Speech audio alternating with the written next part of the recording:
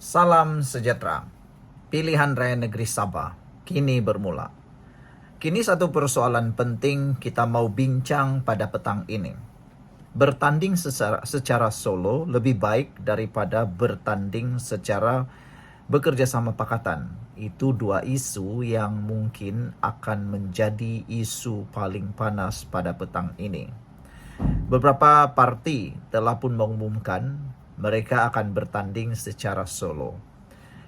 Yang paling ketara mahu bertanding secara solo, yang begitu tekad untuk bertanding solo dan yakin menang tanpa ada gabungan pakatan ialah Parti Warisan.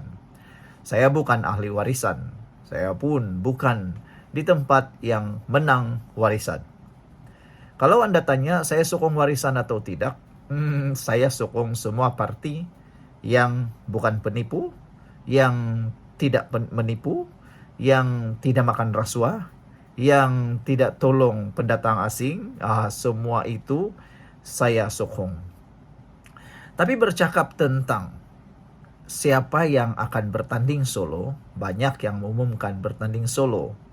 Antaranya Parti Warisan, Parti PKDM, Parti STA yang baru-baru ini keluar menyatakan kononnya mahu bertanding secara solo, dan adalah beberapa parti kecil lokal Sabah. Tapi yang paling menarik ialah Warisan.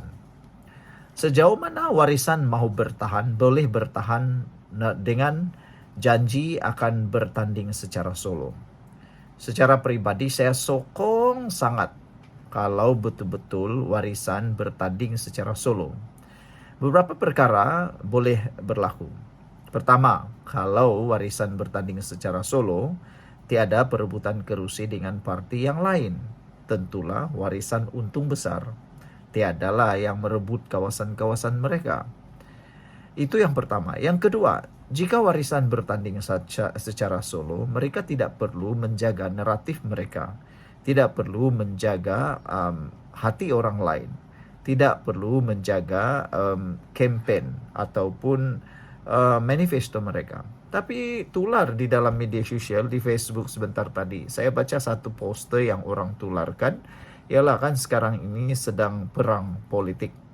Dia kirimkan, dia tanya, sampai bila Warisan dan Safi Afdal dapat bertahan secara solo dengan mengibarkan bendera bersama. Dalam poster itu ialah bendera Barisan Nasional. Jadi persoalan saya, adakah tiba-tiba Warisan akan bekerja sama dengan Barisan Nasional pula dalam pilihan raya? Sebab jangan disilap dan lupa, pilihan raya ataupun politik ini satu seni yang penuh dengan tipu hela, kelicikan dan sebagainya. Dulu lawan, sekarang kawan. Dulu kawan, sekarang lawan. Itulah politik. Sebelum kita teruskan ulasan ini, jangan lupa tinggalkan komen Anda dengan tanda pagar kami benci penipu. Tapi sebelum itu izinkan dulu saya berkongsi kepada Anda semua, ini ialah terapi imun transfer factor for life. Terapi imun yang meningkatkan daya imun badan kita sehingga 400%. Secara umum dan ringkasnya, apabila imun badan kita lemah, apabila imun badan kita bodoh, apabila imun badan kita tidak berfungsi seimbang, kita kena penyakit dan tidak sembuh daripada semua jenis penyakit. Tetapi terapi imun ini mengajar, mendidik, menguatkan dan menyeimbangkan sistem imun badan kita. Imun badan itulah yang akan menghapuskan semua jenis penyakit yang ada dalam tubuh badan kita. Transfer factor ini tidak menyembuhkan penyakit, tetapi membuatkan imun badan kita jadi bijaksana, kuat dan seimbang. Cepat dapatkan produk yang hebat ini melalui nomor telepon saya yang tertera. Produk ini lulus KKM, halal, diperakui oleh dokter-dokter di seluruh dunia. Kalau Anda sudah berdoa untuk masalah kesehatan Anda, mungkin ini jawaban yang Tuhan hantar kepada Anda semua. Saudara, bercakap tentang kerjasama politik, mampukah Warisan berdiri dengan naratif terus-menerus sebagai parti bertanding solo? Saya menyokong kalau Warisan betul-betul bertanding solo.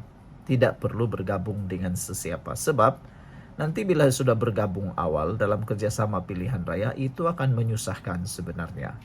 Bila sudah menang, banyak lagi isu yang bakal timbul. Lebih baik bertanding sendiri, tentukan kemenangan sendiri, tentukan kerusi sendiri. Jadi, siapa yang akan dapat terus bertahan? Sekian dulu, tinggalkan komen Anda. Salam sejahtera. Pilihan Raya Negeri Sabah sudah bermula. 60 hari lagi pilihan raya akan diadakan. 60 hari lagi wajib ada undian.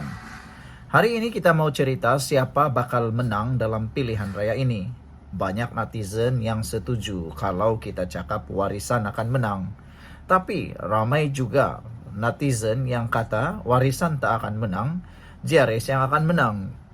Tapi pada masa yang sama, ada juga yang marah. Mereka kata Pakatan Harapan yang akan menang bersama Barisan Nasional. Persoalan ini akan menjadi tanda tanya sampailah pilihan raya yang akan datang. Baiklah, hari ini kita mau cakap dulu. Kalau Warisan yang menang, apa jadi? Oke lah. Ada yang kata Warisan boleh menang sehingga 40 kerusi daripada 73 kerusi yang bertanding. Kalau saya tak silap ada 73 atau 72 kerusi yang bertanding di Sabah, yang akan dipertandingkan di Sabah. Kalau Warisan menang 40 kerusi saja, sebab pilihan raya yang lepas, Warisan memenangi, kalau saya tak silap, menang 23 kerusi. Paling banyak kerusi dimenangi berbanding parti-parti yang lain. Tetapi Warisan kalah apabila Parti Gabungan Rakyat Sabah bergabung membentuk kerajaan dipimpin oleh Haji Jinor. Jadi jika dilihat pada statistik yang lama, besar kemungkinan Warisan akan menang dan akan menjadi kerajaan jika mereka dapat membentuk gabungan atau boleh mencuri gabungan yang lain.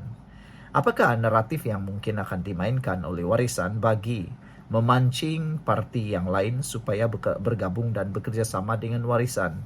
Salah satu daripadanya ialah STA dan juga PBS. Jika STA dan PBS menyokong Warisan secara tidak langsung, boleh kata Warisan bakal menjadi pemerintah di Sabah.